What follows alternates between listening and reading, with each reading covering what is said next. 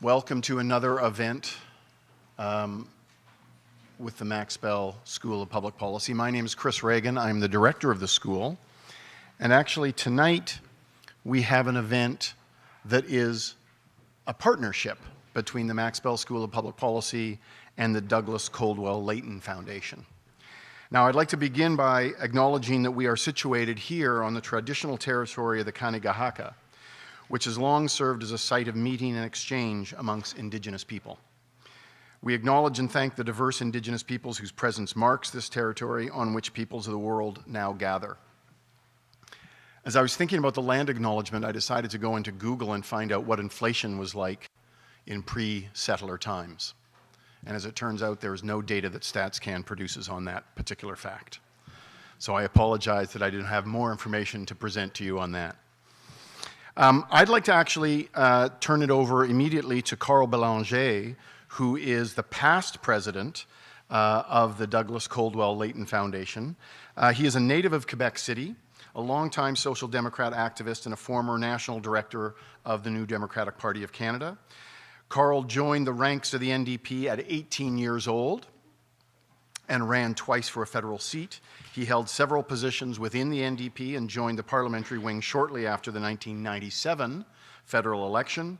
During his political career, Carl served as a senior advisor to successive NDP leaders, Alexa McDonough, Jack Layton, Nicole Turmel, and Tom Mulcair.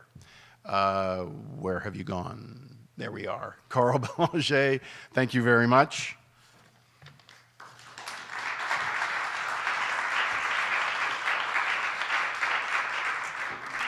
Thank you very much, and merci beaucoup à l'école Maxwell de politique publique et à l'Université McGill d'accueillir cette conférence académique.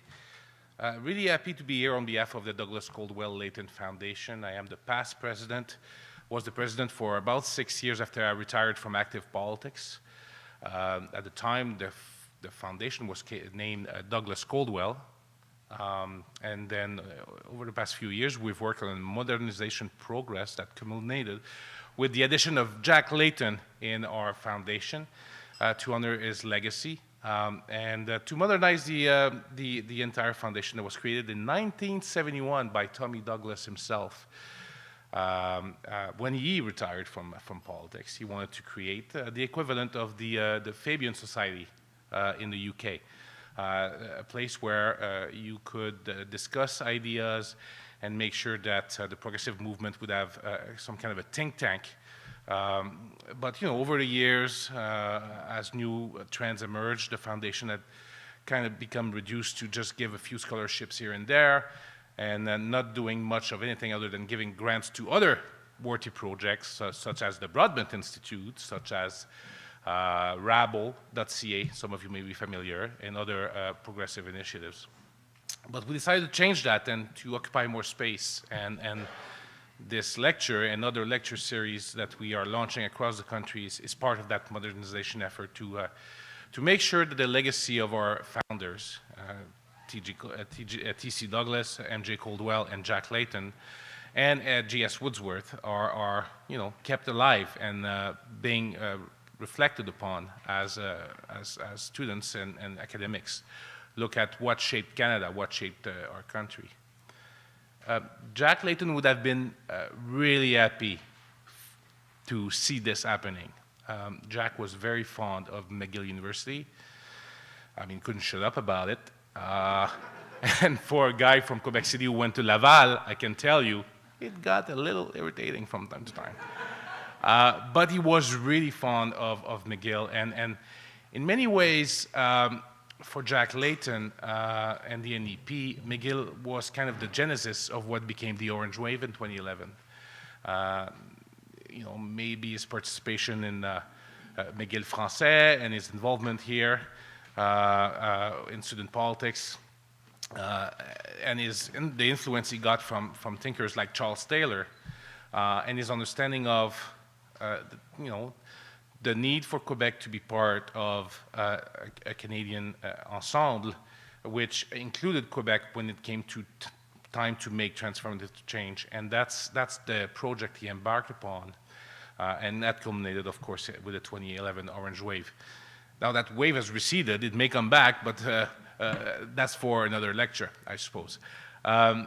So I spent many years working very closely with Jack Layton, as I was his press secretary from the very first day he became leader. The day after he was elected leader, I was pushed in and say, you're now you're transitioning into his press secretary. And I remained with him at his side until his passing, which, you know, was an event that really transcended partisan politics, as you may remember. The people of Canada reacted with much emotions to his passing, and it speaks to his legacy as a political leader, which put partisanship aside from time to time. Not always, because, you know, it's kind of the system we live in. But that's the legacy we're trying to protect. The guy who tried to get things done, no matter your political orientation. And one of the sentences that he used to repeat to me regularly was, you can get a lot of things done in politics if you're not looking to get credit. I was like, well, but Jack, if you don't get credit, you won't do much things in politics very long. So we had this debate regularly, but that was his approach, and that's why, you know, he was able to deliver results when the opportunity happened. May it be with the Paul Martin government or with the Stephen Harper government. If he had an opportunity to get things done, he would seize it. And so we were really happy when the Layton family approached us to include Jack Layton's legacy within the foundation. And so today, you know, this event, as I said, is part of a series of lectures. We hope that you will enjoy it. The foundation is a nonpartisan organization. We are hoping to keep that flame alive so that people can study social democracy, because who needs another book about Trudeau, frankly? But there's not a lot of books about the leaders of the social democratic movement, may it be labor leaders or political leaders. And en passant, there is a children's book about Tommy Douglas that is for sale at the front. That's my fundraising pitch just now. It's a nice book about the life. It's a children's book. So it's basically a kind of a comic book telling the tales of Timmy Douglas and how he came to Canada and became the political leader that he became, and the father of Medicare, and so on and so forth. So thank you to the Maxwell School of Public Policy for welcoming us and for the partnership. I think this is the first of a long series of events. We're really pleased that you are welcoming us here in this beautiful facility. I hope you enjoyed the lecture, and you know, we'll be happy to chat with you after. Thank you very much.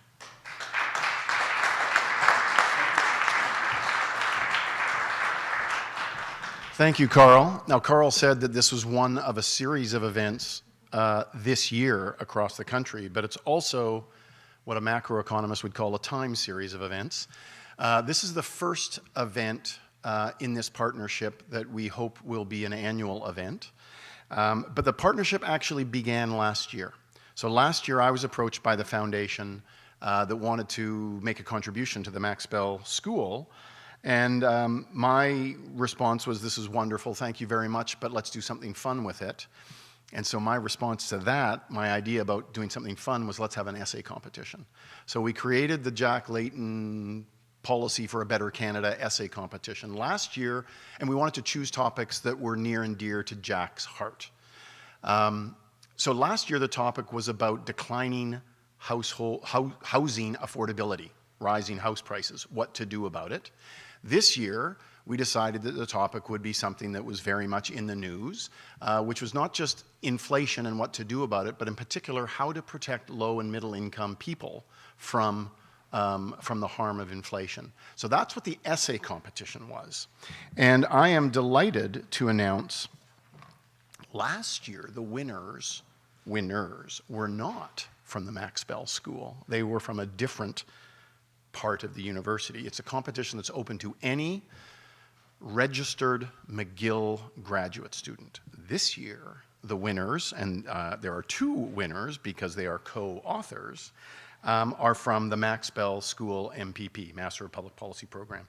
Jimmy Beltran and Abigail Jackson. Can you join me up here?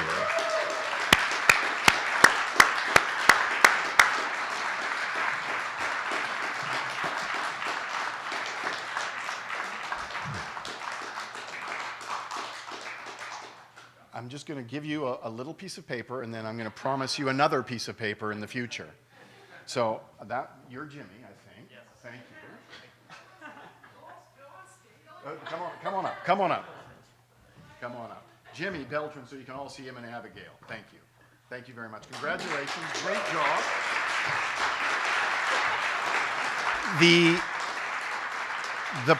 The prize is actually a $5,000 check, which I don't have with me. So they will somehow split the $5,000 check, possibly equally. We could write a paper about how they will share it. But thank you very much. Now, also, in the panel discussion that's about to start, I've asked Jimmy and Abigail to take the first crack at the question period. So they will be kicking off the question period with questions that are probably motivated by their or from their award-winning essay. Okay? Thank you very much, and we'll see you shortly. Thank you.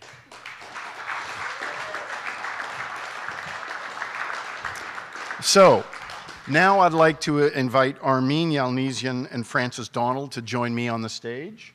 And I will just say a few things about them. On the event description, there is their full bio. I will not read their full bio, but I will tell you that Armine Yalnizyan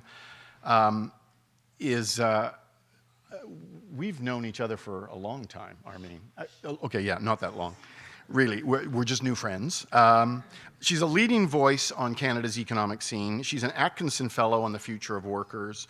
She was with the Centre for Policy Alternatives, the Canadian Centre for Policy Alternatives, for many years and worked a lot on Income Inequality Project there. She was also president of the Canadian Association for Business Economics. She's also a bunch of other things, but the one thing that she is always is very engaged in real-world policy issues. So delighted to have Armine with us here today.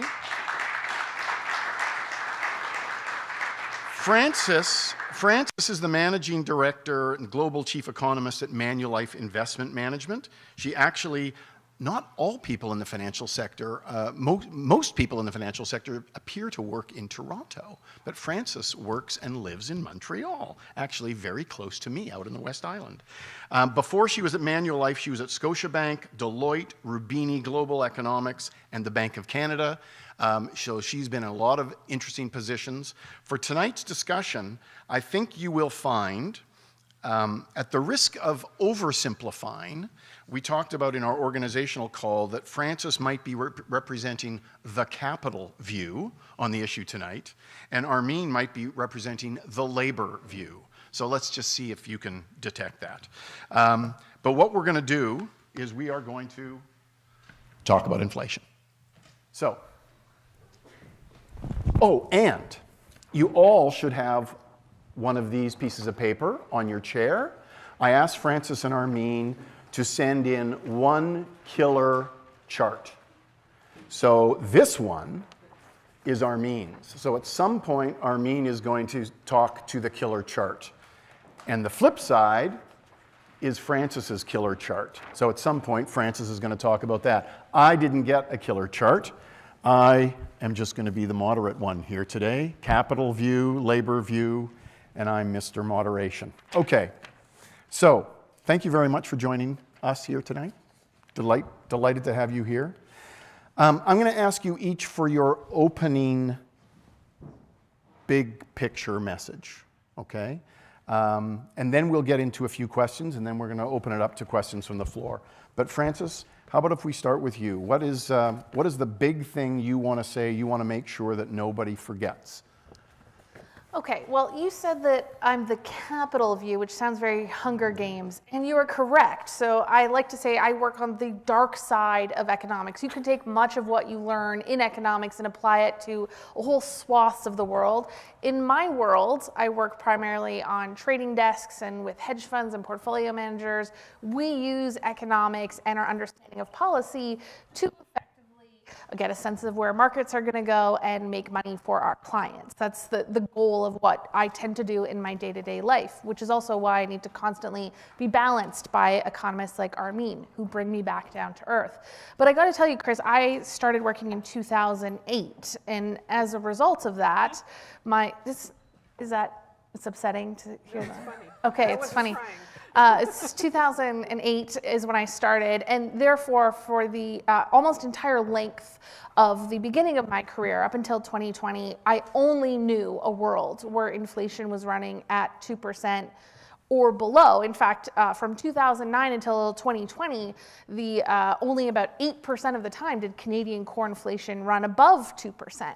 And I remember we would spend time debating our inflation forecasts. Would we do 2.1, 2.3, 1.9? And that all seems so cute in retrospect.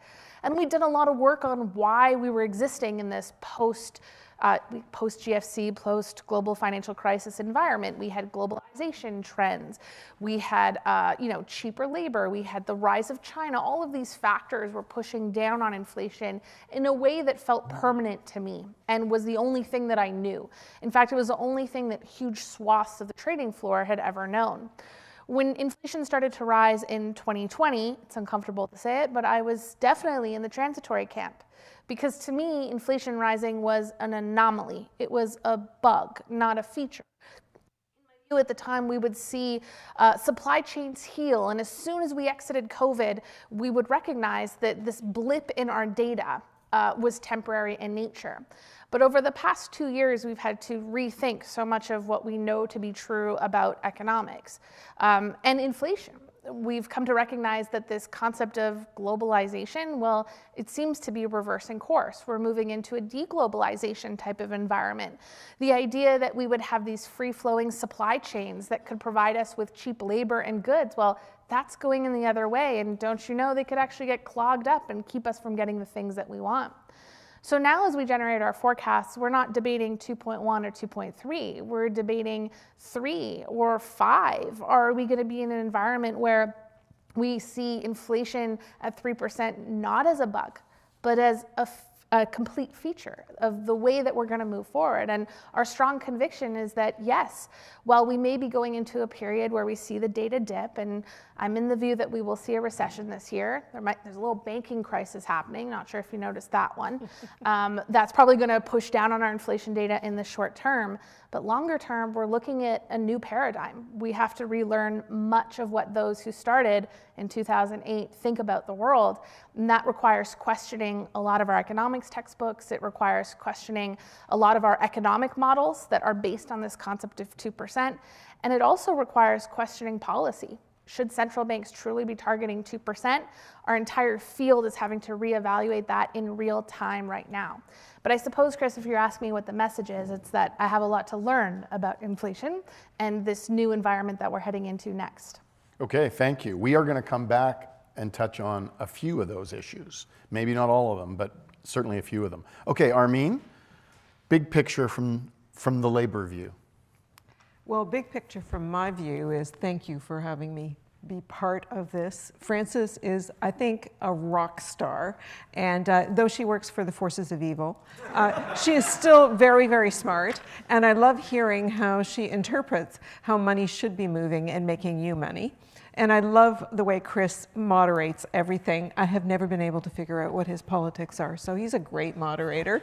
But he's one of the smartest people at being able to thread the needle on a variety of issues. So I'm in great company.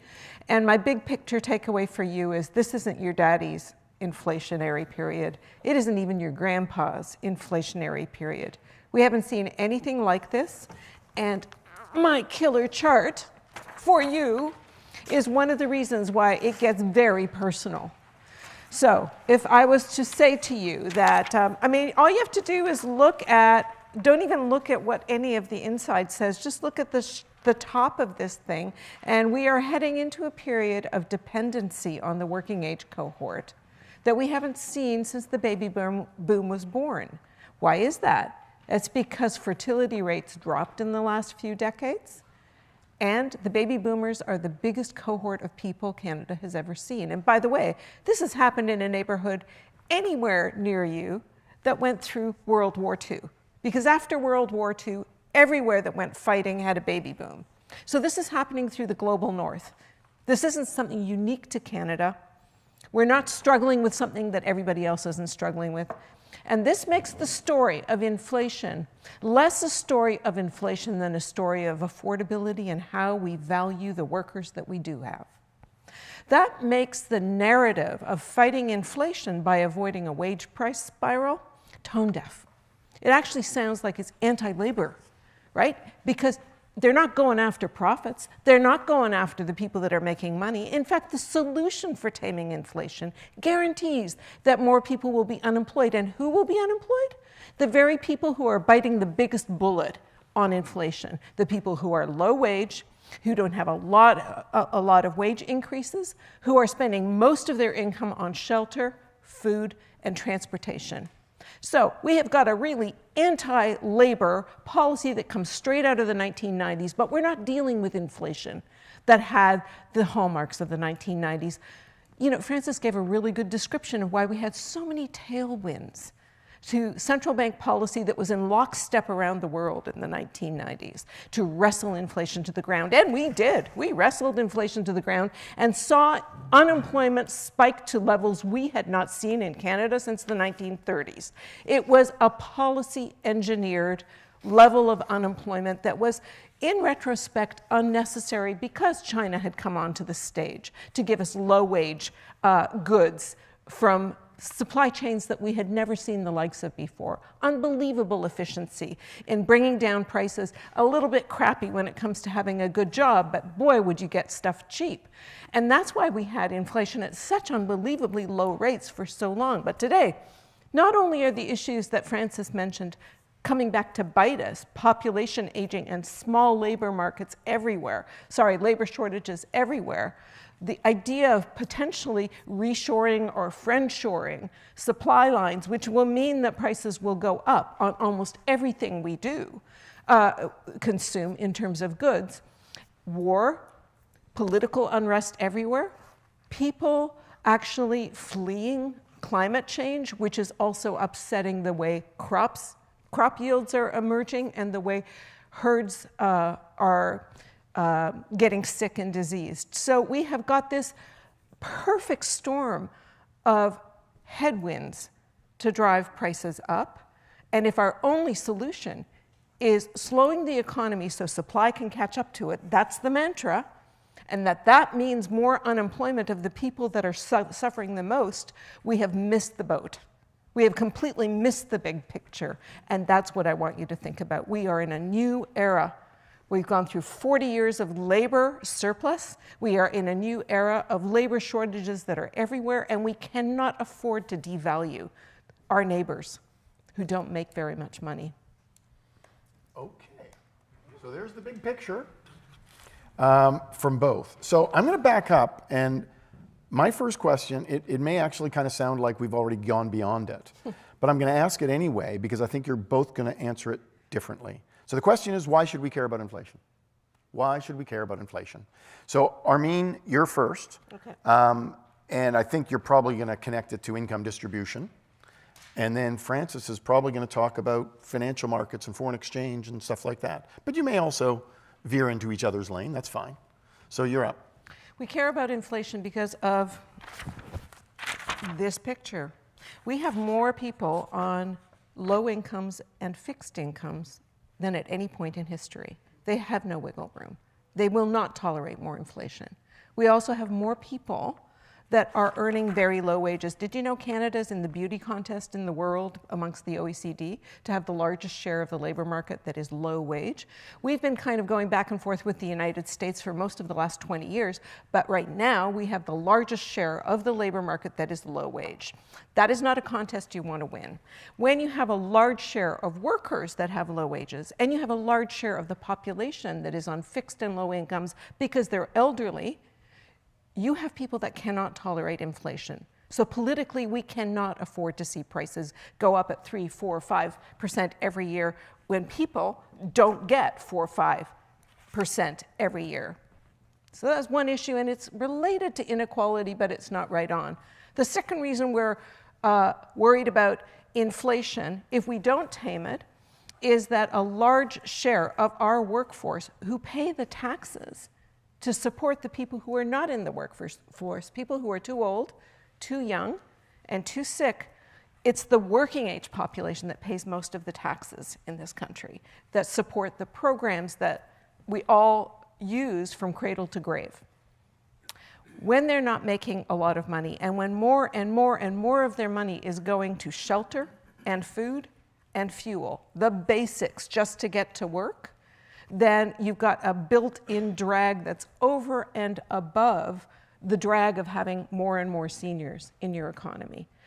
And you know, we've had, since the Second World War, the mantra of governments everywhere is GDP growth, right? That's your number one policy priority. But if inflation eats into the purchasing power of the people that pay the bills, you are going to have a double and unintended drag on economic growth, which is something that there is no politician out there that says that's cool.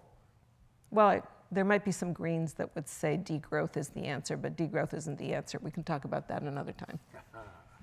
Okay, we'll invite you back for that. Okay, so low-income people, whether they are young or whether they are, and working, or whether they are retired, low-income people are the main hit here. Seniors, too. And of course, we couldn't have had this conversation in the past 20 years because inflation has been low and stable enough and low enough that it's been ignored, basically, for the last 25 years in this country. Inflation has been about 2%. So from yours, the clear argument for either reducing inflation if we can, or dealing with inflation, or addressing it. So, Frances, to you, I have a feeling that your argument might connect more to the middle of the income distribution. I'm just guessing. Well, I could make that argument, but I'll choose not to. I'll get to it. The problem that I have is we talk about inflation. So you say we should worry about inflation, but I don't even know what that means anymore. Okay, because we look at inflation prints that come out and we say, oh, inflation is 5% and change. That is not what is ruining Canada right now, or everybody else dealing with it. It's that the nature of inflation has changed. Early in the pandemic, I'm sure many of you remember, we actually had a significant amount of inflation in a narrow set of things. Do you remember what they were? Fitness equipment. I bought a rowing machine, I used it twice, I just sold it for 50% off on Facebook Marketplace. That's deflationary, by the way. Computer monitors, used cars. If you wanted to build a pool, it was through the roof. If you wanted to get a kitchen renoed, very, very expensive. In the first year and a half that we experienced this inflation that surged, it was all in goods and things that we did not need. They were optional luxury things. If you could afford them, good for you. What's happened in the past year is that the drivers of inflation, and even lately as headline inflation is starting to come down, have shifted towards the necessities. They moved heavily into energy, and they moved very aggressively into food, which worries me much more, because these are not optional. And to Armine's point, they are especially not optional for the lower income distributions of Canadians who have to spend a larger share of their income on it. So we talk about this headline inflation number, but that's not really the underlying problem. And I don't really care what headline inflation is, because that's not what's going to create damage. Now, there's another element of this story, and it brings into play central banks. Now, many global central banks have dual mandates or even triple mandates, which is they're responsible for price stability and some form of full employment, and in some cases, financial stability. They're the lenders of last resorts. It's their job to make sure we don't see bank runs that destabilize the entire country. What happened to central banks, and particularly the Bank of Canada, is they became excessively focused on inflation. Why? Because that's their only job. You know the meme? You had one job. And central banks have given the impression that they have failed at this. There is an entire institution that is trained and dedicated to bringing down inflation. And therefore, in every one of their communications, they talk about inflation, they provide forecasts for inflation, and they tell us that the path for interest rates ahead is wholly dependent on what inflation will do. Now, from a capital market / dark side perspective, this is putting an enormous amount of focus in financial markets, and it's also becoming incredibly important to the future of Canada via this indirect channel. Because I'm not sure if you've noticed, but the Bank of Canada has hiked rates by the fastest in history. We have never seen the Bank of Canada hike rates as quickly as they have right now. This is creating an additional surge, an additional cost of living increase for Canadians. My chart actually makes the point that the Bank of Canada is contributing to inflation because they are raising the cost of mortgages. So mortgage interest costs for Canadians as of this morning are up 24% year over year, much more for other people with a variable rate mortgage. That's contributing 10% to total inflation. So we have central bankers that are raising rates to combat other forms of inflation, but increasing unaffordability in other areas. Others will make the point that this is also increasing rents, because in limiting your access to the housing market, you maintain demand in the rental area. So all of a sudden you can see how inflation feeding through into the decision-making function of central bankers is fully contributing to the state of the economy in Canada. And I'm going to agree with Armine here. Is this the right decision? Are we artificially targeting a number like 2% inflation? I'm going to argue, as I have a lot in the last 6 months, very public. No, I had a baby, but before that, before I took that little tiny break. My baby's name is Jack, by the way, which I think is very good for today. Jack Lee. Anyways, oh, thank you. I have another one too, but I forgot about him already. So the problem that we have here is that we have a central bank that is wholly focused on one data point, headline inflation and core inflation, making decisions to target that have huge impacts on everybody across this entire country. So why do we care about inflation? Yes, it impacts us on the day-to-day, but it's also driving policy. And it might be driving policy in inappropriate ways that we as Canadians should be questioning. All right. So we have moved into question 2, which is inflation measuring what we think? So let's go back to that a bit, because you talked about how there's a headline inflation rate of, well, it used to be 2%, now it's 5.5 or 6. But that doesn't mean that food prices are going up at 6. They might be going up at 15, or fuel prices might be going up different. And this is a complaint that economists and macroeconomists encounter all the time. People think we're crazy when we talk about inflation at 2% because some prices that they are following and noticing are going up way faster, or some of them are actually falling. So I'm going to turn to Armine here. What is the comment you want to make about whether we are looking at the right number? How do we think about inflation? So should we be upset at 5.5? Should we be thinking about a different number? I don't think you're going to talk about core inflation. That would be just too geeky. Yeah, and not even for this crowd that showed up for a conversation about inflation would I do that. That would be cruel and unusual You're calling punishment. them already kind of geeky, aren't you? I am. No, it's okay. I am actually. It's okay, but I said it.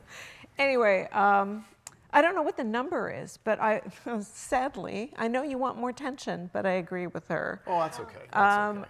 About the problem of using one headline number to say the problem is over, right? And that we are going to do whatever it takes to get that headline number down to 2, even if that involves cruel and unusual punishment for the people who are already hurting the most. I really want us to think about the problem being affordability, not inflation. And let's just do a little exercise in numbers. What if the Bank of Canada magically ended inflation? We had 0 inflation tomorrow. To Francis's point, prices are already 35% higher than they were this time last year on gas. A bag of pasta, according to Statistics Canada, is 29% higher than it was this time last year, on average, across the country. It depends on what it is you're looking for, but prices are higher in almost every category. So even if you had 0 inflation from here on in, which isn't what they don't want 0 inflation, that's too slow. So they want 2%, but let's say they could control that magic number. Affordability still remains the problem, and particularly because of my magic chart here, which is upside down, but it doesn't matter. Just like that this problem here of a dependency ratio, the highest number of people, depending on the working age, that we have seen since the 1960s, but with half the background rate of growth, and not just lasting for, 8 or 9 years, going on for decades, according to Statistics Canada. So what's the solution to that? More immigrants. And what do more immigrants do? Because they're not babies living with the grown-ups. They're flat out adults that need a place to live. So if you don't add infrastructure to be able to deal with the problem of not enough workers, you're just inflating more housing prices. So it isn't just the Bank of Canada that's doing this. It's the fact that our solution to everything is bring more people in. That is Canada's go-to solution for any kind of shortages, like bring them in. Okay, so I want to bring you back to affordability. So you're basically saying whether inflation is high or low, prices are already very high, and there's a whole chunk of the population that has affordability problems. So I want to push you on talking about how to address affordability. So this is not a central bank question, this is a government question, right? But then I'm going to ask Frances about how we do that in a way that does not stoke the inflationary fire. So you, I think, are going to give us a case for expanded public services. You are right. I am going to do that. See, I've jumped to question 3 because you have. I can because see you that. took Look at me that. there. You took me to question 3, so I'm going to I'm going question to take 3. you down the garden path, Mr. Reagan. So expanded public services to deal with affordability, and then Frances is going to tell us how to do that in a way that does not make inflation worse, because we all agree that inflation is not good. I'm going to actually hearken back to Christine Lagarde, who in 2010 said, not that we needed... Head of the European Central Bank currently. Now, and at the time... Head of the IMF, right? Thank She's you. the GOAT. She is the GOAT. Well, some people like her, some people It's hate greatest of all time. It's like a younger person comment. her. He didn't get it, did he? didn't know. Wow. Did you not watch football, man? I don't, but we're moving on. Okay. Anyway, Christine Lagarde, 2010, says basically... You know that she used to be a synchronized swimmer, Did you read How to Lead? but you didn't know that. I did because I read How Let me to know Lead. when you're it's done. a wonderful book, and she's got a great profile in it. Okay. Okay, can I tell you why I was mentioning Christine Lagarde now? You betcha. Yes. Thank You you. betcha. You too? Okay.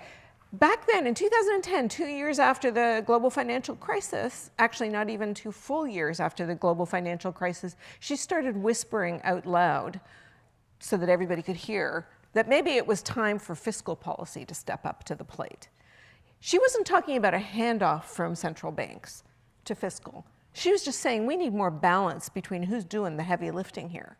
Because for decades, we had relied on central banks to do the heavy lifting in economic engineering. And it was all fine-tuning of the 2% thing, right? But basically, governments have, left the building, by and large, especially in North America, where we had this fetish about more market, less government for decades. Okay, so I'm not talking about government for the sake of talking about government. I'm talking about government because at the federal and at the senior levels of government, governments in Canada have mostly abdicated their responsibilities to the market, right? And when I think about whose namesake we are here for, Tommy Douglas introduced Medicare. Why? Because why spend $1 when 99 cents will do? That's a Tommy Douglas quote, right? Jack Layton was a champion of affordable housing and lived in social housing, but rent geared to income social housing. Why? Because he believed that not something as basic as shelter shouldn't be just a product of a market, that we needed to decommodify certain basic services like care, like housing. You do that and you kind of defang the market. Because you're actually adding supply outside of a transactional modality. You're saying no matter how much money you've got, we're going to make sure you have access to these things. That's why Frances lives in Montreal, by the way, because there's childcare here and has been since 1995, right? And you can see the effect economically on this province's participation rates of women. right? You pay more in taxes, but you get more in services. That builds solidarity, it builds resilience, it builds capacity, and it reduces your reliance on the market if you do it right. Quebec didn't do it right, but that's another conversation. You're going to have to invite us back. Okay. We've also done a lot of childcare panels together now that I think about it. Yeah, well, because they're core now in an era of relying on people, the smallest working age cohort in history, and before the pandemic, 50% of payroll were women. Like, how do you expect women to give their all if you don't provide for some kind of care while they're doing paid work? So are you going to argue that the federal government should be doing more on childcare, more on maybe more transfers to provinces so that they can do more on healthcare, more on dental care, more on education, more on, I don't know what other you want to add to the essential services list. But are you saying that the way we should deal with affordability, because we're not dealing with inflation now, we're dealing with affordability, is expanded government services? And then my question is going to be, and what's that going to do to inflation? And maybe it's not going to do anything, but you can think about that. So the first point is that the federal government is financing affordable housing at roughly half the pace it was in the 1970s, when our population was growing at roughly a third of the pace that is growing right now. So we need the federal government, which actually borrows at the lowest cost in the entire system. The federal government borrows at a cheaper price than a province. A province borrows at a cheaper price than a municipality. A municipality borrows, well, can't borrow in most places. A big company borrows at a cheaper price than a small company. The federal government borrows at the lowest price in the system and should be borrowing money if money needs to be borrowed to build, baby, build. I'm going to channel Sarah Palin here. It's like, I don't want them to drill. I want them to build, and I want them to build like mad right now. If they're very serious that the solution to all our problems are more immigrants, and by the way, more migrant workers as well. And sorry, and then the list also does include pharmacare, because I'm going to channel Tommy Douglas again. Why spend $1 when 99 cents will do? Why aren't we doing price volume deals? Mike Harris talked about it in the mid-1990s and wrested in amazing deals from pharmaceutical companies by just simply saying, we buy huge amounts of drugs and we are going to bargain a better price. You can also get better patent legislation to get patent drugs over to generics more quickly if the federal government is involved with a clinical effectiveness set of rules. There's so many things you can do that actually take the sting of the market out and manage our public resources, which are going to get harder and harder to come up with more effectively. So if you want government to provide a lot of these things and you want them to borrow to do it, you didn't say you wanted them to tax to do it. You could have said that you want them to tax the rich people, but you didn't say tax at all. Not yet. So you just want to borrow. So, but if you're not going to finance that spending with taxation, and you're going to finance it only with borrowing, then that may actually contribute to inflation. No? So is this going to make the inflation problem or the affordability problem even worse? Okay, so in a textbook with your lines, you've all seen these charts? Yes. But let's bring it into the real world a little bit more. So I think we should take a step back. We in Canada and in the policy environment, both central banking and all levels of government, like to believe that we are in control of our economy and our destinations. But increasingly, when I am asked to speak to policymakers, I try to make the point that actually we have less control over the development of our economy and what's happening here than we like to believe, particularly with inflation. A good deal of the inflation that particularly remains now in the system, in my opinion and based on our work, is coming from global factors. For example, eggs now cost more than a pound of meat, right? Do you know why? There's an avian flu that has decimated global chicken crops. We can hike interest rates all we want. It is not going to revive the chickens, okay? Semiconductors, massive shortage. Did anyone try to purchase a car in the last few years? It's a nightmare, okay? We got a car, and because we moved to Montreal, so we needed one, and the little panels where you press the buttons to get the windows out, it just falls out. Brand new car. We didn't have the semiconductors, they tell me. Well, we ran the numbers. Do you know that they could ban car purchases for an entire year out of Canada, and it would not change the price of semiconductors coming from Southeast Asia? It would have zero impact because our demand is so little compared to these global factors. We have deglobalization forces which are raising the prices for everybody across the entire world. And I'm sorry, but Governor Macklem can hike interest rates all he wants. It's not going to solve the conflict in the Ukraine and actually bring down food prices there. So when you start from that point and you realize that much of the inflation is happening to Canada, and there may be some segment that was exacerbated by CERB checks, then you have to start thinking about how the idea that we can't solve the inflation problem, we have to mitigate the inflation problem. This is my standpoint and where I come from. Now, the standard kind of perspective, especially from the 1990s, when a lot of the inflation was demand-driven, was that spending by the government would increase demand and then therefore contribute. But in the current environment, I believe there are several programs that we could be spending dollars on that would mitigate these challenges and also contribute to growth. If we want to borrow for them, a bond market, and I work with fixed income traders every day, is going to be looking at $1 of spending and not looking at the headline, just like they're not looking at headline CPI. They're going to say, what does that dollar contribute to the economy or prevent a recession from occurring? Because then Canada becomes someone that's a good idea to lend money to. So we have to be thinking about every dollar as different. Where is it being targeted? One of my favorite programs I think we need to move on ASAP is school lunch programs. Children eating lunch because food prices are through the roof and families are having trouble feeding their children is not inflationary. And I guarantee you that if there's a food budget or if there's a food program next Tuesday, I'm going to have to go on TV and hear someone tell me that the spending is inflationary. It's just factually untrue, and we're going to have to categorically reject that. Checks to all of us that we spend on more rowing machines we don't use, absolutely inflationary, for sure.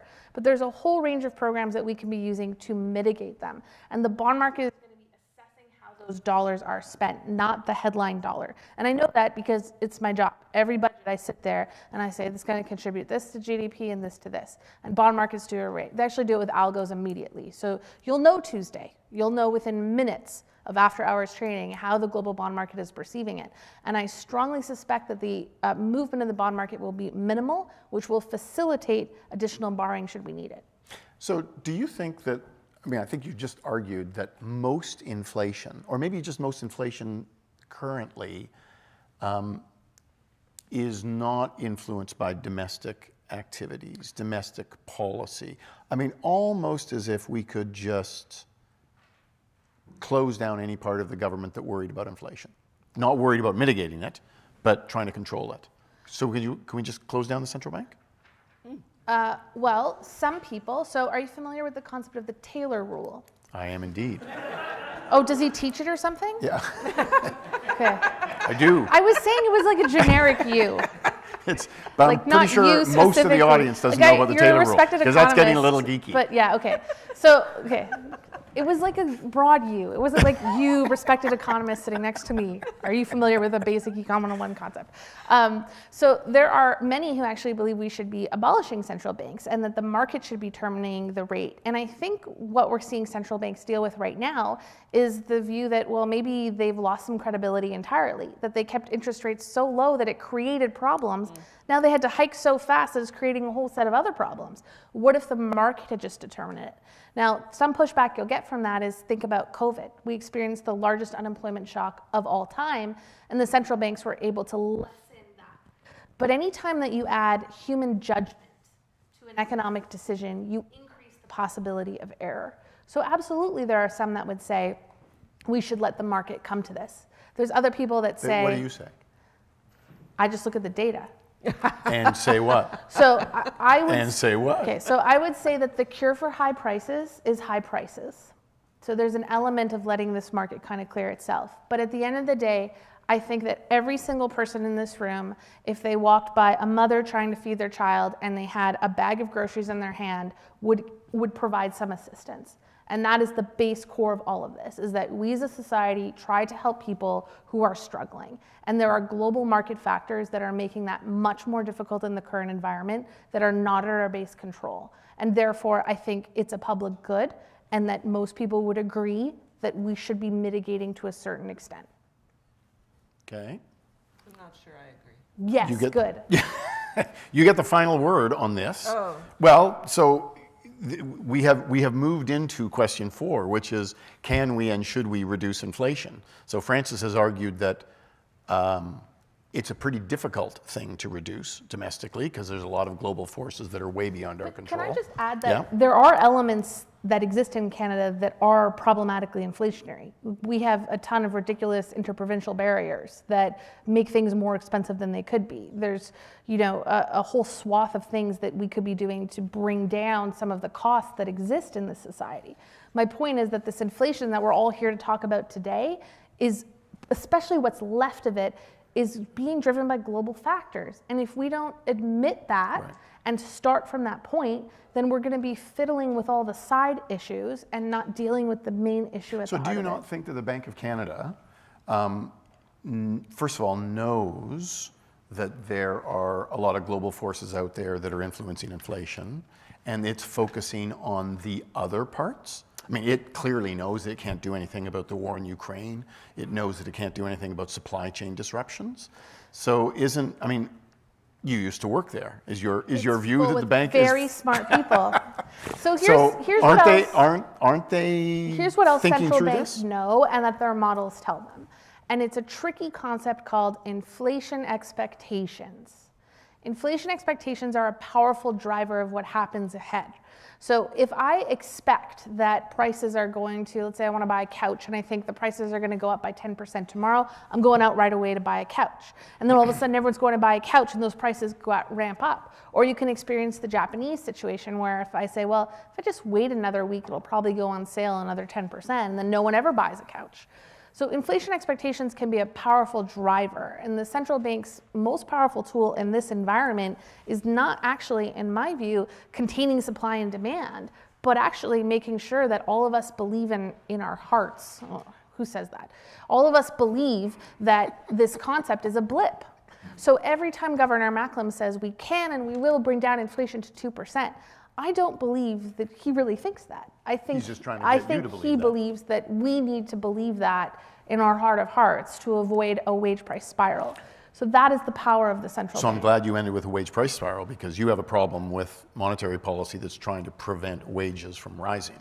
In an environment where, have I mentioned this chart? Where we're going to have the smallest working age cohort in half a century. That's why unemployment rates are as low as they are. So to try and crank up unemployment rates to be able to tame inflation is cruel and unusual punishment and goes against any Econ 101 teaching, which is the less supply you have, the more prices will go up if demand is at all elastic. Yes? Okay. But I want to go back to why I didn't. You still get the last word. This is your, go, yes. Okay. Do it. So you asked the question, do we even need a Bank of Canada? And believe me, I have been thinking about that question a lot because I keep getting asked it. And it is something that maybe people in this room will know and maybe will not. Did you know that the demand for a Bank of Canada was the second demand of the Regina Manifesto in the 1930s? It was a progressive demand for price stability, because farmers and low-income people were being creamed by price volatility. And you know who was setting the bank rates then? The banks. Even the banks wanted a central bank to do the heavy lifting on setting some kind of mechanism for price stability. So yes, we need price stability. Yes, I think the Bank of Canada still has one job, which is price stability. I just think it's using the wrong playbook, and it needs to be doing it hand in hand with fiscal policy to mitigate the effects. Like, it needs to do what it can do on price stability, but cranking up unemployment is nuts at a moment like this, because the people that are doing this policy, we're used to an idea called NAIRU. Do you remember NAIRU, non-accelerating? Do you know what NAIRU is? And do you know what NAIRU is? Actually, Do you I'm guys know old what enough NAIRU to is? not understand any acronym. Okay. The non-accelerating inflationary rate of unemployment, which drove everybody crazy that was marginally employed in the 1990s, is something that is still in the backs of their mind. But they will not tell you what NAIRU is in 2023. They will not tell you, is it 5%? Is it 7%? Is it 8%? At what point is the non-accelerating inflationary rate of unemployment the sweet spot? They just say, you know, we need to cool demand to tame prices, let supply catch up. And you've done such a good job of explaining why The other way that's I think not working. About that, I'll just jump in for really 1 second. In the beginning, when we had, inflation was going up very, very quickly, the benefits of inflation, the benefits of hiking rates clearly were larger than the costs. But now we're at a point where the ability of each incremental hike to bring down broad inflation is becoming very small, but its impact on the labor market is much larger. And this is in part why the Bank of Canada has said, let's just pause and assess, because you're not actually getting equal cost benefits at each part of the rate hike or cutting cycle. So we're now at a moment where we have to say, any additional rate hikes from here is probably having minimal effect on inflation. It's not going to bring down food prices, but it is going to raise unemployment. So we were on a different type of call yesterday, and someone said, we're going into a recession. People are going to be worried more about having a job than they are about the price of bread. No, in the next year to 2 years, people are going to be worried about the fact that they don't have a job and the price of bread. That's the problem that we're heading into. Yep. And if the Bank of Canada said, we're going to keep hiking, it would have minimal impact on inflation, and we'd have more people who were unemployed and worried about the price of bread. The two of you have come along, have evolved in the last 45 minutes. Okay. Because you just said that, yes, we need the Bank of Canada. It needs to focus on inflation. It just needs to do it a little bit more sensibly. And you just said their original rate increases a year ago exceeded the cost benefit, passed the cost benefit test, but maybe not so recently. So you're both now saying Bank of Canada is aiming at the right thing. It's doing it more or less the right way, but they might have gone too far. You have a moderating impact on us. And I wasn't saying anything. Except I just want to go back to another disagreement I have with Francis. Oh, I love it. Go. Okay? So, and then we're going to open it up to the floor. Yeah, okay. But I just have to finish this one thought. First of all, it wasn't this last rate announcement, but two rate announcements ago that Tiff Macklem used the word humility. And I think this is an underused word amongst decision makers. The banker, and it was a banker that said, inflation, that's yesterday's news. People are worried about unemployment. They're not worried about price of bread. That person is not going to be unemployed. Francis is absolutely right to say that people are now worried about unaffordability and prices going up and maybe losing their job. This is an incredibly difficult moment for the Bank of Canada to move. And that's why I mentioned Christine Lagarde. They can't do it alone. And they don't have to do it alone. They're not the only tool in the drawer.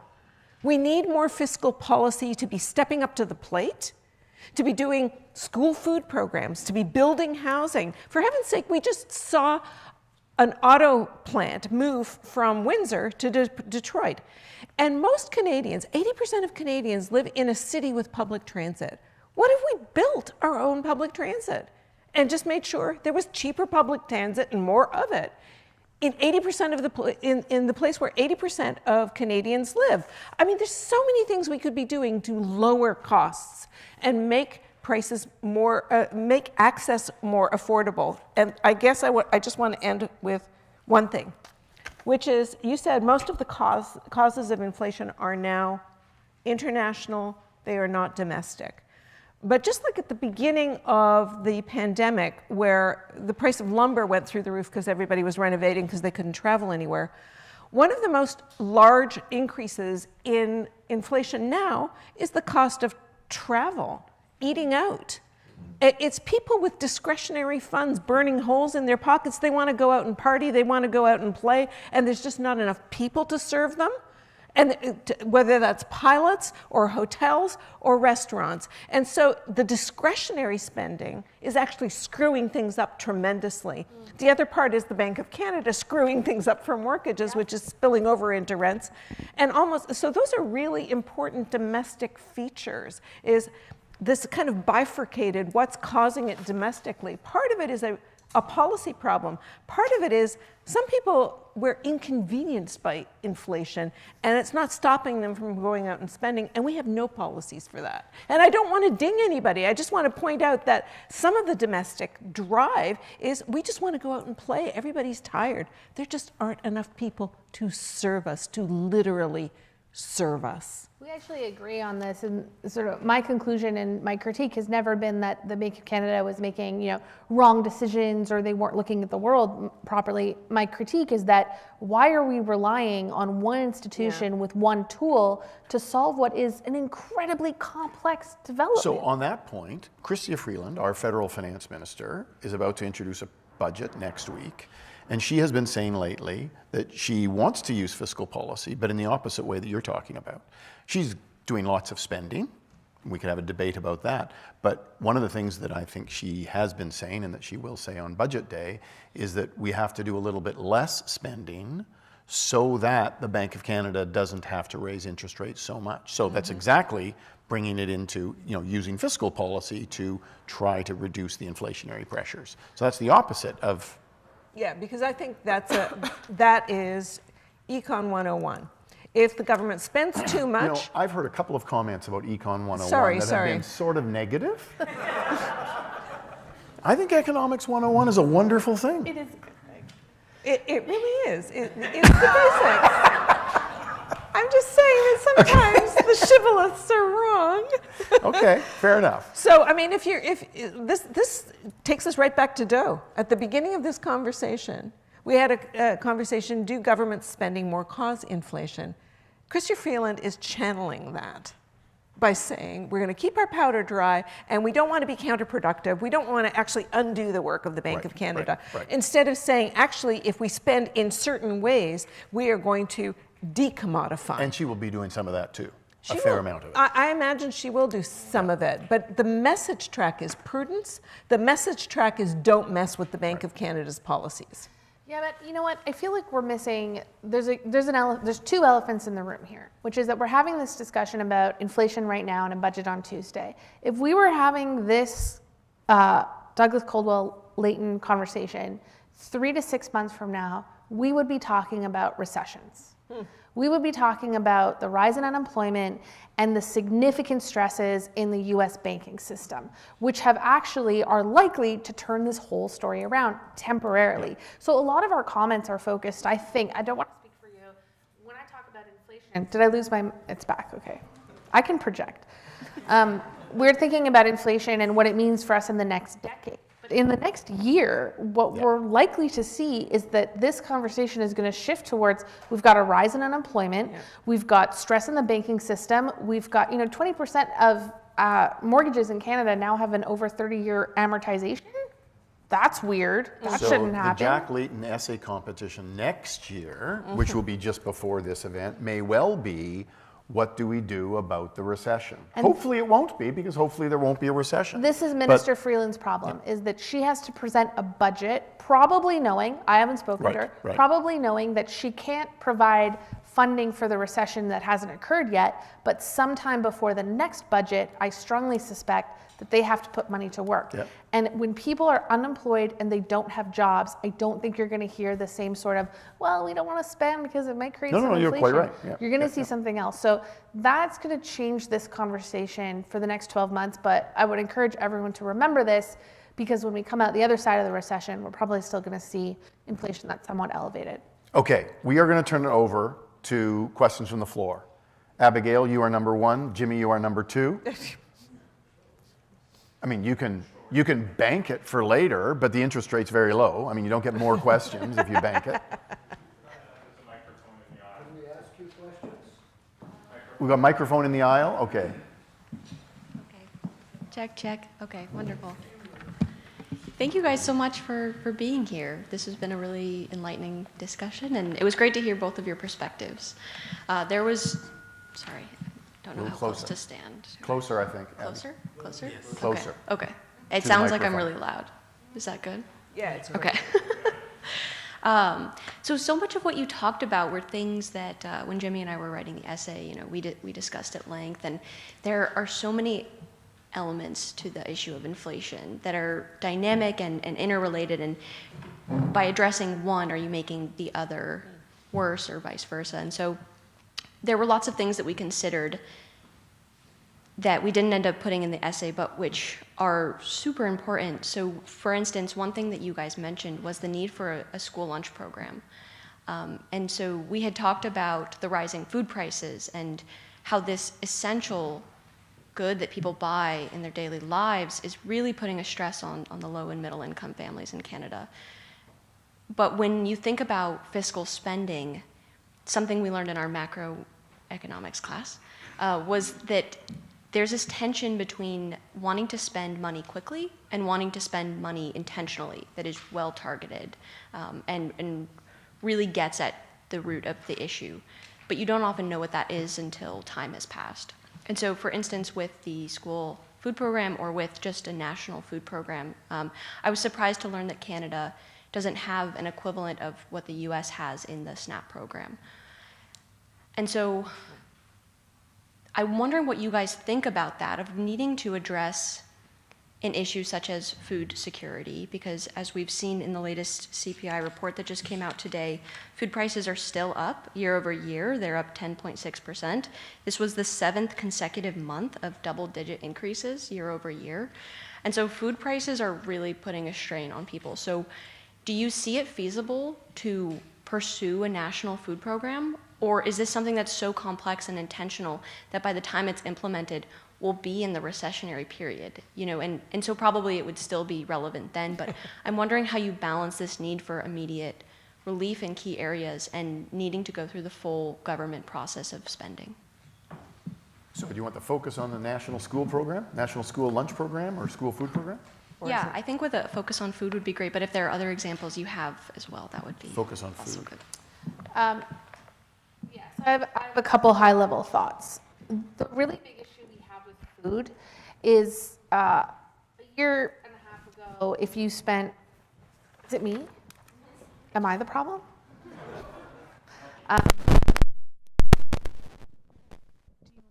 Okay. Keep going. I'm getting hand signals like I'm Taylor Swift on the Eras tour. Okay. Just keep going. Okay, so I'm just going to keep speaking. Got it. Oh.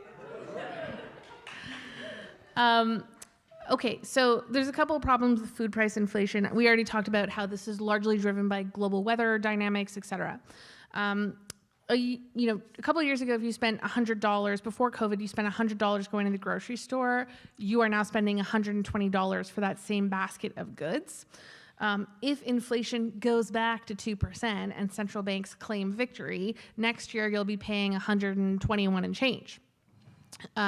We are not likely to see food deflation. So we've just experienced a massive price level adjustment, and that's probably going to happen on a huge swath of data and inflation data over the next 20 years as we all go through a lot of changes. Like I had to buy a bunch of metal plastic straws, huge expense. Now I've adjusted, right? So there's all these things that are going to happen, but we're not going to see deflation. So we've seen a price level up. The second issue that we have with food price inflation is it's not like we all just started eating more, okay? This is not a demand side issue, except that I did see this Wall Street Journal article, I tweeted it the other day, that said, if you're really worried about food prices, try skipping breakfast. It feels like I'm in Black Mirror. This is so weird. Why would you do that? I think I texted it to you. I was like, did you see this craziness? So that's an issue. So this is actually something that Armine has taught me over the years, because we often do get consulted and we often are asked by policy at different levels, like, what are your suggestions? And I've always been very myopic. Like, we need to get money out the door really quickly. COVID was an example of that. And I think we're going into a period where we're going to need to get money out the door really quickly. But there's a beautiful confluence of things like necessity breeds invention, or the urgencies that will come from the next recession can be used to invest in programs that will be good for many, many years to come. And as I suspect in the next recession we'll still be dealing with affordability, I hope that it creates a pocket of recognition that we can be using maybe bond markets letting us get away with a little bit more borrowing towards programs like pharmacare, food programs, but absolutely, there is a sweet spot, and it's up to those who, study policy and go work and make our world a better place to find some of those. And absolutely, one of the reasons I love the school lunch program idea is because I think it is a good merging of those two, the cyclical and the structural. But Armine, you've done a lot of work in this area. Do you want to opine? I said to Armine, you don't have to answer this question if you don't want to. You can go to the next question. She said, I really want to. Yeah. Yeah, because So here she is. I think your question being framed in. Am I dead too? Hello. Hi. Your question being framed in the context of fast or thorough is a false dichotomy for many programs, including the school lunch program, which has appeared in the mandate letters of both the Minister of Agriculture and the Minister responsible for children and families, because there has been such significant work by activists in Canada for decades trying to get Canada to join the rest of the world in providing a school lunch program, which exists everywhere. SNAP isn't a school lunch program. SNAP is over and above a school lunch program, which the United States has had in place since the 1960s, and we have not. And there is no excuse for it. What we have that the US doesn't have is supply management. That's another way that you can actually keep certain basic foods affordable, which economists by and large love to hate, particularly when it comes to dairy. But that's the reason why our dairy prices and our egg prices did not spike the way they did in the US, because they were supply managed. Of course, nobody talked about that if they were an economist while it happened. They'll just say how terrible it is that the dairy farmers sponsored some sports league or some bullshit like that. I can't remember what. But most people did not see sky-high prices for milk and butter and cheese and eggs because we have supply management. We no longer have that when it comes to grains because that was abolished under Harper. But that was one of the ways we kept wheat prices low so that we didn't have to worry about bread and pasta and some of these things that also, one of the reasons they got rid of it is because we export so much of it and they wanted to have the farmers wanted higher prices. I want to say two other things about food programs, because you said it was the seventh double-digit increase was this month consecutively.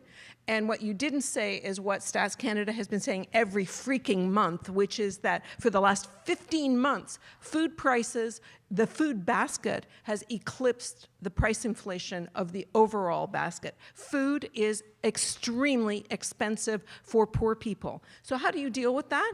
Well, partly, I learned something in the 1980s when I was working on poverty programs in Toronto. There was the executive director of St. Christopher House that told me, you solve the housing problem and you solve the hunger problem. So let's get less of our budgets being spent on unaffordable rents, particularly in the big cities. You can also make sure that we are recession ready by improving EI. This government has been put in their platform since 2015, before they were elected, that they were going to improve EI. We're waiting. Like, what's the holdup? I worked in the deputy minister's office for 2 years. We talked about the need for a reform which hasn't happened in 30 years. It's a generation since we've seen any changes to the EI program. And we're still waiting. We don't know why we're waiting, but we're still waiting, and we're staring down the barrel of a recession gun. And then the last thing I'll say is minimum wage. You think you can't afford food? Try paying workers more. That might actually help affordability and food insecurity. The end. Okay. All right. Jimmy, you are up. Armine was getting a little excited there at the end. Is your question going to ramp her up again? We can hear you, I think. Can you hear me? We're having microphone problems here at the Max Bell School.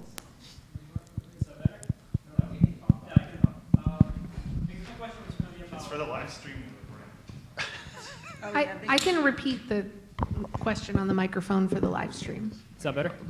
Better? See, okay. I guess my question was going to be about tariffs, which are significantly high. What's the, it's about parrots? It's not my expertise. Thanks. I love that he goes right back to his part. Yeah, Okay, this is good. It's a good Now we spot. can hear you beautifully. yeah. So I guess my question was going to be originally about tariffs in Canada, which are Parrots? tariffs. Sorry, tariffs, particularly on Sleeping, he's not dead. on dairy products, on animal products, on cereals. Their product is around 200% tariffs. But I guess I get your point of view. But I guess my other question I was going to ask about is about competition itself in Canada. There has been significant debate right now currently on modifying the Competition Act.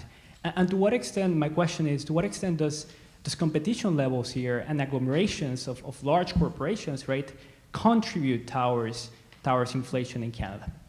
Excellent question. Okay, competition. Oh, there's a lot to unpack there, but the core of both of your questions comes back to, while the go-forward rate on inflation is probably driven by external factors, let's talk about what we can mitigate. And where are prices within Canada problematically high, or where can we work on actually reducing them? So I mentioned interprovincial barriers. Tariffs are another area. The problem with tariffs is that global tariffs peaked in 1932 with the Smoot-Hawley tariff, and they have been falling since 2016. And only now are they starting to tip up. And this came after the initial President Trump election and Brexit. So if you actually chart global tariffs beginning in 2016, they're actually moving upwards. And this is when, like, if I want to talk about deglobalization and someone from marketing makes me put up a slide, that's the one that I put there because it's the best example of that. So it's going to be difficult in an environment where everybody is raising tariffs, which seems to be the dimension that we're going in, for us to go in a different direction. What we tend to think about when we consider geopolitics and how it might change the global environment and therefore markets is that we actually expect to see resurgence of trading blocs.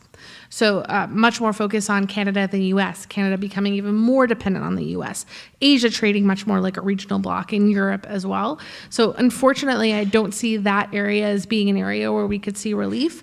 Competition is a huge issue. Canadians pay, I forget the number, substantially more than most other peers on telecoms. That's another big issue. And there are other industries which I may or may not be affiliated with, which are also receive some of that criticism. So this is something I think we could start with, but that's a long road. That might be something that helps us with the inflation data like a decade from now. But I think that the crux of your questions is 100% how we should be thinking is, what is in our control versus what is not, and let's stop trying to, raise interest rates or blame the wrong thing and focus on what can we do at home. So I really appreciate the angle that you're coming at this with. I'll pass to you. Armine? I also really like the competition question. I know nothing about tariffs, so ask her all about tariffs. The competition story is now endemic because we have had how many years of almost free money have we had? 2008. 14. 14 years of almost free money means that people with deep pockets leverage even more expenditures and buy out their competitors. And that's what we have seen is corporate concentration in sector after sector after sector for over a decade now. So we are seeing it in groceries. We are seeing, we already had it in telecom, but Harper tried to expand competition, and really the competition was the baby sister of the people that were already there. We have it in mining. We have it in basic foodstuffs. We have it in fertilizer. We have it in every major banking. We have it in every major sector, growing corporate concentration because it's been free money for a decade. And actually, capitalists don't like competition. They like control. And so they're going to control the competition to the extent they can. So how you deal with it, I'm not sure. But you are looking at a world in which the world is struggling with not enough competition, and some of these companies are bigger than the countries that they are operating in. That, like, it's very difficult to, when you say you should think about what you can do with your own stick, unless we are working in a concerted international fashion, it is extremely difficult to tax them, to prevent profit shifting and tax avoidance. It's very difficult to come up with rules that say thou shalt be competitive, unless there is some kind of you can run but you can't hide from the richest markets. And that's the opposite of deglobalization. So we are kind of in this weird liminal moment. It's like neither fish nor fowl. What we had isn't working. What we need to have isn't here yet. And we're somewhere in this middle ground of what does the new globalization look like? Because we can't do it as individual countries. Certainly Canada can't do much on its own if the US doesn't play ball. This would be a great topic for next year's Jack Layton competition, which is competition, right? What do we do about competition in this country? We could actually start enforcing and rewriting the competition laws, so we could do that. Can I just say one thing? No, you can't. Okay, yes, you can. Did you know the very first Competition Act in North America, I think in the world, was from Canada? It was a shitty piece of legislation, and the United States came in afterwards, but it was from the 1890s. And Canada defined what it meant to have competition legislation, to prevent monopoly in markets. So we can do it. We've done it before. We can do it again. There you go.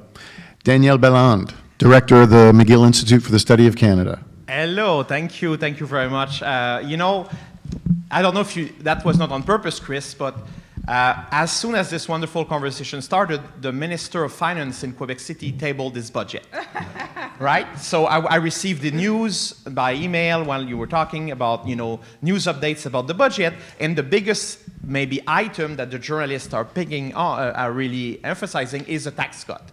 So 1% tax cut for people in the two lowest brackets, personal income tax brackets in Quebec. So people earning below $98,500 a year, okay? That have an income below that amount. So the question is, and that's maybe students will learn from this as well, some people had criticized this idea before because it was part of the CAQ's platform during the last provincial election. So the CAQ says, we are increasing spending, this is not affecting spending, it's just we won't pay the debt as fast as we, as some people wanted us to do. So the question is it a good or a bad idea? What they have done, it's not just an idea now, it's a policy. So cutting tax at this point, is it good or bad, and why? Now, if you cut in the two lowest tax brackets, it will also cut the taxes paid by people who are in higher brackets, right? They have cut it that way, right? Yes. Okay. All right, tax cuts. I was going to go exactly there first off. When we had the middle class tax cut at the federal level, everybody railed about it because it wasn't cutting taxes for the middle class. It was the middle bracket tax cut, not the middle class tax cut, which affected everybody, especially the rich, which is the last thing you want to do because just like Scott Moe's Mobucks, it is inflationary. You are literally sprinkling money throughout the system, and the people with the most money, who were inconvenienced, but not that much, by inflation, now have more money to go and spend. Why would you do that? Yeah. So my first question, quand tu viens de commencer, was how did they fund it? Because that's a component of the story to me. So if they're funding it is reducing debt, I actually think that we have in this country a false and unnecessary obsession with balanced budgets and the speed at which we pay them down. Generally, and my view of this comes from working in global bond markets for the last decade plus, Canada is always and every time viewed as a AAA credit that is, if a global bond investor wants to buy a bond or lend money, Canada is always near the top of their list, and what we call provincials usually do pretty well. So sometimes the provincials get compared to themselves when it comes to finance, but and I realize I'm probably telling you many things that you already know, but you asked for the perspective. So I think that it would be okay to finance policy that supports Quebecers by saying we're going to reduce a little bit slower. But I'm going to agree with Armine that when we talk about targeted spending, tax cut would probably not be in my top 5 choices, especially because, as we talked about, we really want to be thinking about what type of inflation has come through the system. Food, energy, especially types that will not come down with higher interest rates, which I've yet to work their way through the system. So I would have probably put in my top 5 things that are a little bit more targeted. Because you know what my first thought was? Oh, did my taxes just go down? Maybe we could get this. That's inflationary. That's bad. That was my first thought. So yeah, that's generally my perspective. Is the microphone on? Yeah. Okay. Of course, the Quebec government may have a different objective.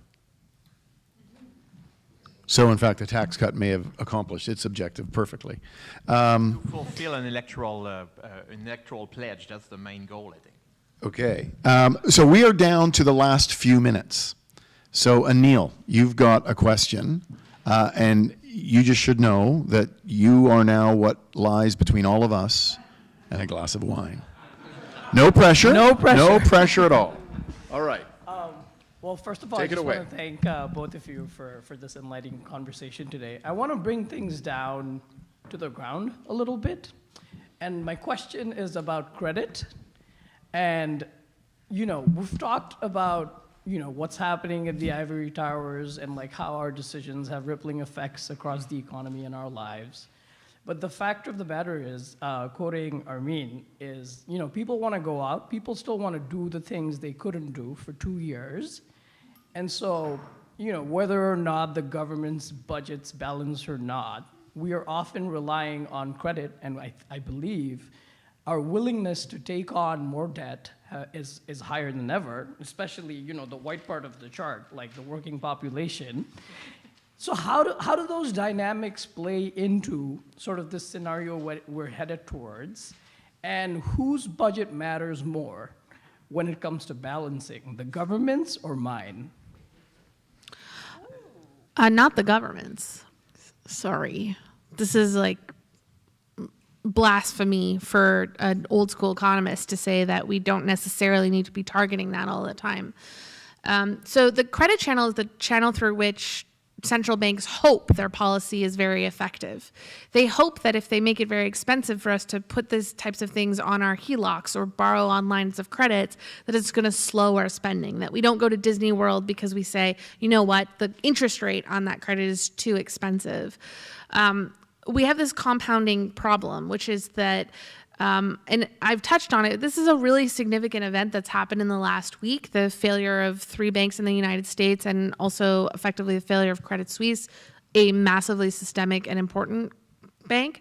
We know historically that when we see stresses of this kind, the natural reaction from banks is to rein in credit very quickly. And we have things called senior loan officer surveys that tell us that.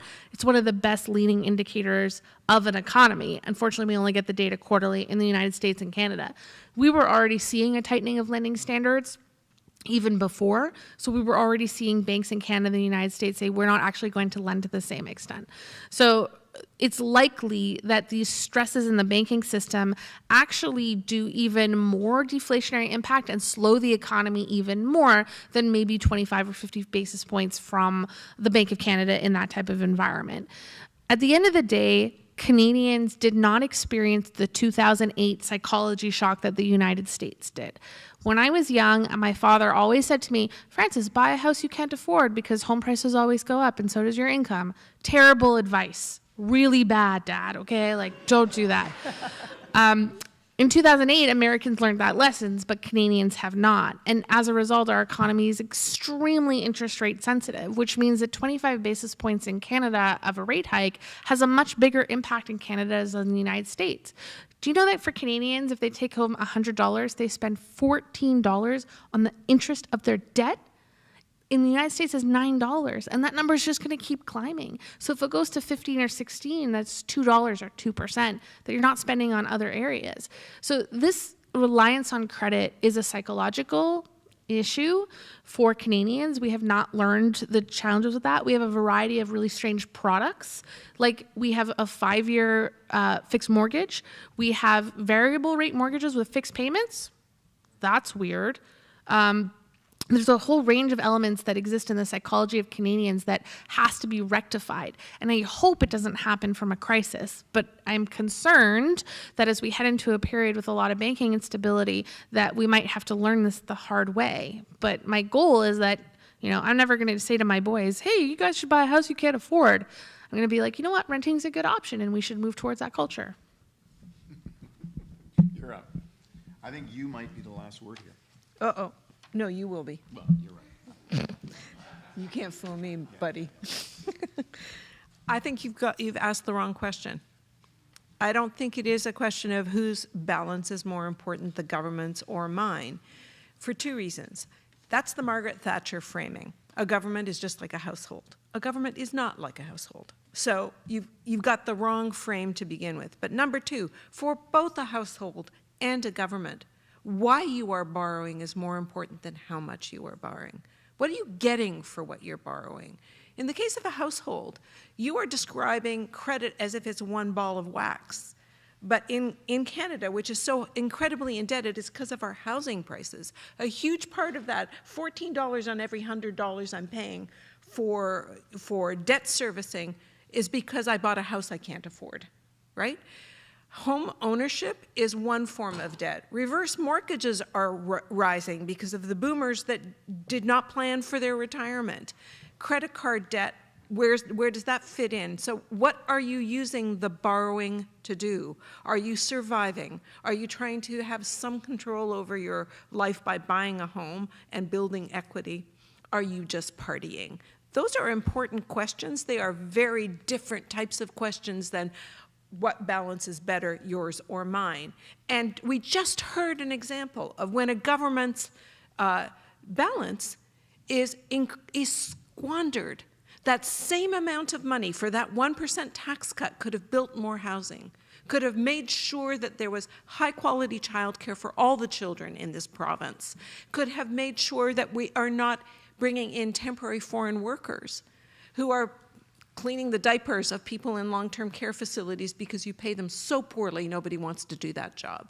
There are so many things we can do with the money. The question is not just who's in the hole and who's not, it's why are you in the hole and what are you doing with the money you've got? All right. Folks, we are going to wrap this up, and I'm going to invite you, Anil, I'm not sure what my cameraman is saying back there. I'm going to invite you all to step into the next room and have a glass of wine, or are we having it here? Are we having it here? In the next room? Someplace between here and there. There will be a glass of wine and some munchies. I want to thank you all for joining us. Francis and Armine, fabulous. Thank you very much for joining us and talking about all this stuff. I hope it is still the case. I hope it is still the case that you cannot detect my political leanings. So if I've hidden that, that's fine. Josh and the Douglas Coldwell Leighton Foundation, thank you very much. Great partnering with you, and we look forward to doing it again. And you are going to say the last word, actually. Okay? Josh, come on up.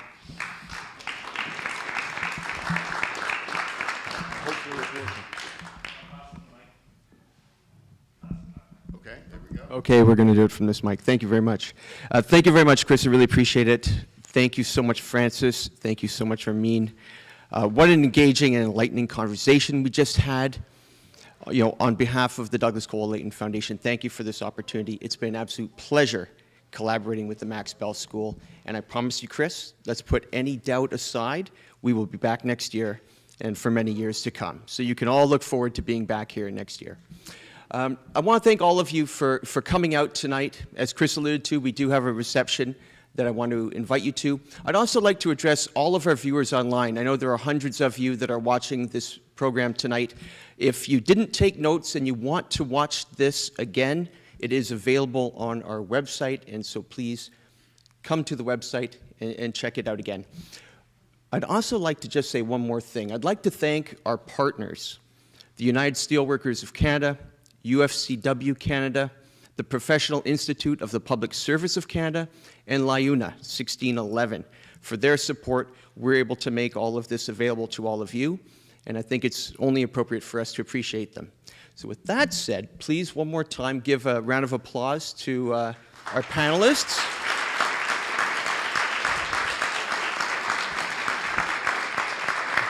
And I have one more thank you. Chris, I got one more thank you. I want to thank your staff. I want to thank Adriana. I want to thank Weston, who are at the back of the room. It's been a pleasure working with your team. It's been just tremendous. And then also, too, a round of applause for the AV folks who've been just amazing tonight. All right, so thank you all. Listen, I guess I'm giving the microphone back to you. Yeah, I got one more thing to say. Okay. So that's it from us at the Douglas Coldwell Leighton Foundation. I look forward to talking with all of you in the reception area. And again, thank you for your support of our foundation. Take care. I just want to say, if you would like to speak with Francis and Armine and buttonhole them and get their views on something that you haven't learned from them already, because I think you've learned a fair amount, but I just want you all to know that we will be sneaking them out of the building at about 7 o'clock en route to a dinner. So make sure you speak to them before then. So thank you all very much, and we'll see you soon for a glass of wine. Thank you.